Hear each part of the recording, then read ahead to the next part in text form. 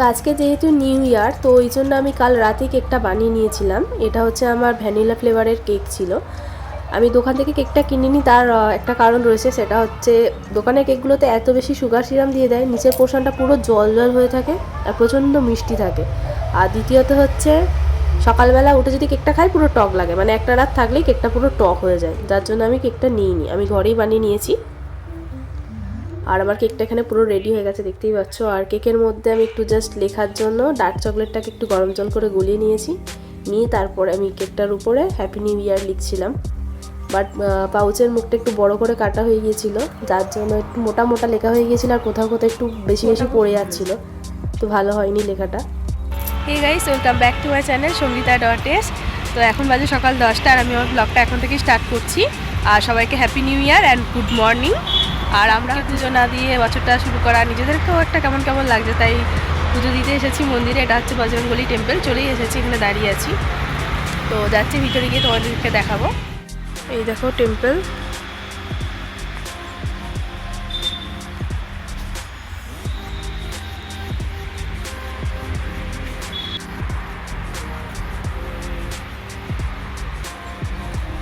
সেই দূরে একটা মনসা ঠাকুরের মন্দির রয়েছে, সেটা। এই দেখো পুরো মন্দিরটা চারপাশে বিভিন্ন রকম গাছ দিয়ে ভর্তি, ফুল গাছ, ফলের অনেক রকম ফলের গাছ। এই দেখো, এটা হচ্ছে মনসা ঠাকুরের মন্দির। সাপটাকেই পুজো করে, সব হলুদ মাখিয়ে পুজো করেছে। এদের এখানে পুজোটাই এরকম, হলুদ আর সিঁদুর।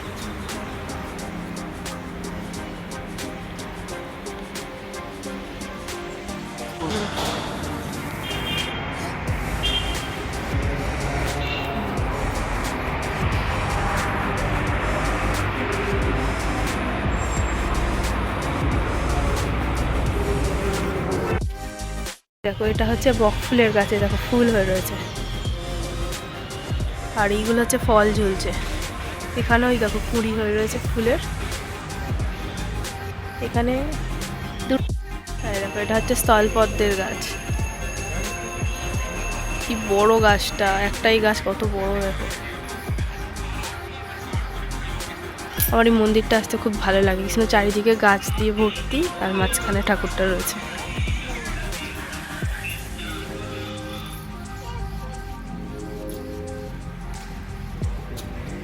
তো মন্দিরে তো আমাদের পুজোটা কমপ্লিট হয়ে গেছে, এবার যাচ্ছি বাড়ি, কারণ বাড়ি গিয়ে আবার হবে কেক কাটিং। কাল রাতেও হয়েছে, আজকে যে কেকটা আমি বানিয়েছিলাম সেটা আজকে কাটিং হবে। এখন গিয়ে কেক কাটিং করে তারপরে যা রান্না করবো সেগুলো করতে হবে। তো কী রান্না করবে বাড়ি থেকেই দেখাচ্ছি, এখন আর বলবো না। আর ঠাকুরের জন্য একটু পায়েস বানিয়ে নিচ্ছি, ওই জন্য চালটা ঘি দিয়ে ভেজেছি। প্রথমে একটু জল দিয়েছিলাম, পরে অবশ্য পুরোটা দুধেই ফুটেছিল। পায়েসে একটু বেশি করে দুধ দিয়ে দিচ্ছি, কারণ বাকি চালটা যেগুলো সিদ্ধ হতে বাকি আছে পুরোটাই দুধ দিয়ে সিদ্ধ হবে। আর আজকে ভাবছি পায়েসটা একটু গুড় দিয়ে বানাবো।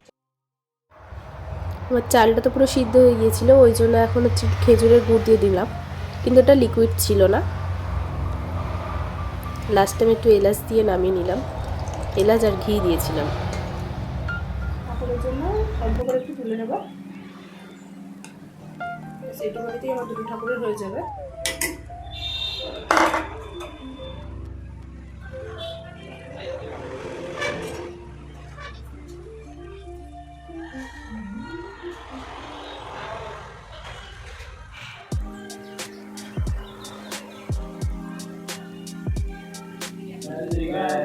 এই হ্যাপি বার্থডে কোথায়, হ্যাপি নিউ ইয়ার।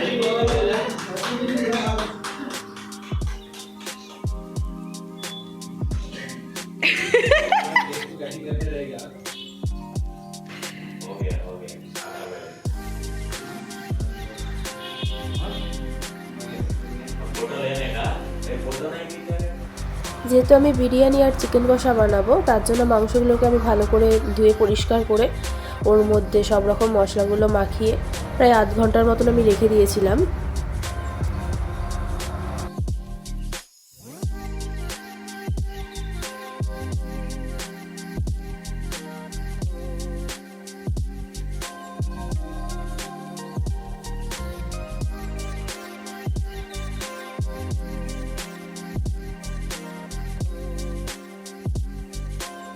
আদা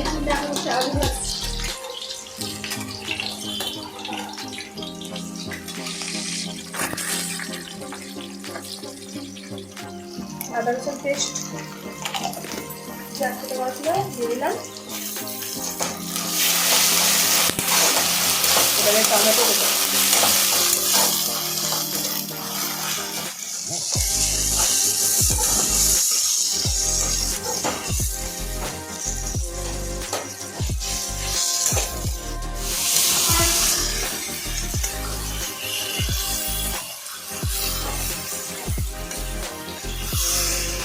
মাংসটা আমি কষাচ্ছি, আর আজকে মাংসটা একটু বেশি ঝাল দিয়েছি, ঝাল দিয়েই করছি।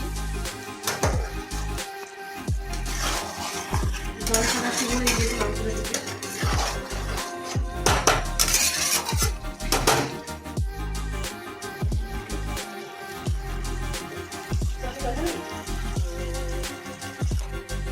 চিকেনে জল ঢেলে দিয়েছি, এবার ঢাকা দিয়ে দেবো।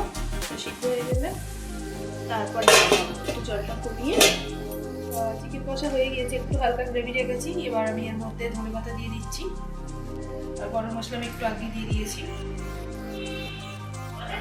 বিরিয়ানির জন্য এখন আমি প্রেশার কুকারের মধ্যে ভাত দিয়ে দিয়েছি। এবার আমি চিকেন দেবো, মশলা মেখে নিয়েছি। এবার আমি এগুলো এর মধ্যে দিয়ে দেবো, ভাতের মধ্যে।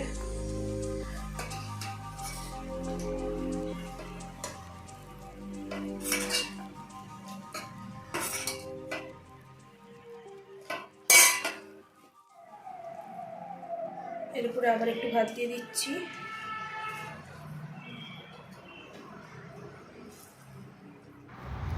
বিরিয়ানির মধ্যে এবার বিরিয়ানি মশলা, গোলাপ জল, কেওড়া জল, মিঠা আতর, একটু ফুড কালার সব কিছু দিয়ে বিরিয়ানিটা যেহেতু প্রেশার কুকারে করছি, সিটিটা খুলে নিয়ে ঢাকাটা বন্ধ করে একটু বসিয়ে দেবো 5 মিনিটের জন্য।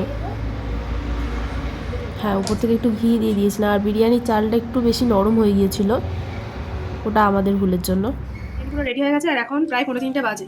এবার আমরা এখন খেয়ে নিই, তারপরে ইচ্ছা আছে সন্ধ্যা থেকে একটু ঘুরতে যা, যদি চাই নিশ্চয়ই শেয়ার করবো।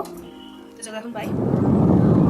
তো হায়দ্রাবাদে এসে প্রায় 1 মাস পর আমি ঘুরতে বার হলাম। মানে 1 মাস আমি বাপের বাড়ি ছিলাম, বাপের বাড়ি থেকে আসার পরে এখানে ঘুরতে বার হয়েছি বিকেলবেলা ফার্স্ট। 2 সপ্তাহ হয়ে গিয়েছে আমি এসেছি, কিন্তু কোথাও বার হইনি। ভালো লাগছে ঘুরতে।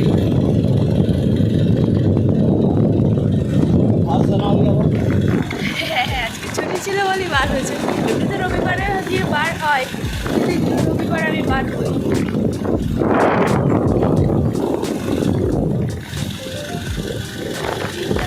এখানে তালের রস হচ্ছে, আচ্ছা নারকেলের কাছে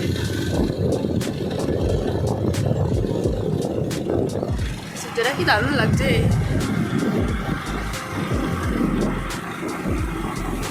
এর আগে একবার এই সাইডে আমরা ঘুরতে এসেছিলাম, আর একটা কুকুর এরকম তাড়া করেছিল।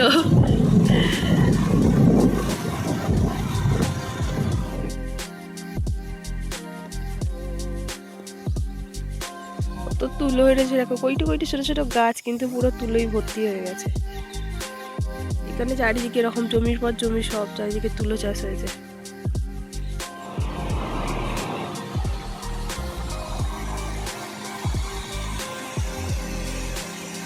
যাবো কাছে,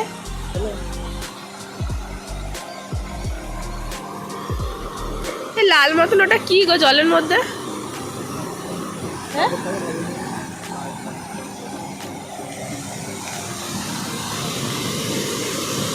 আরে বাস কি ঠান্ডা দেখো এখানটা।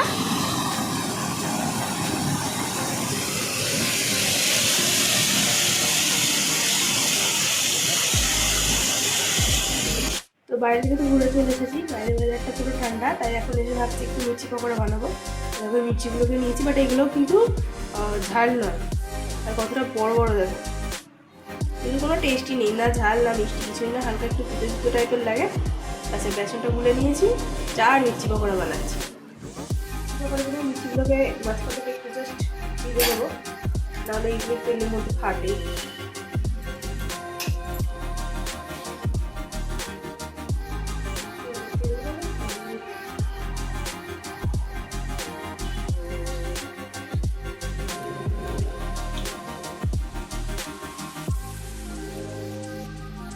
मिर्ची पकड़ा देंगे।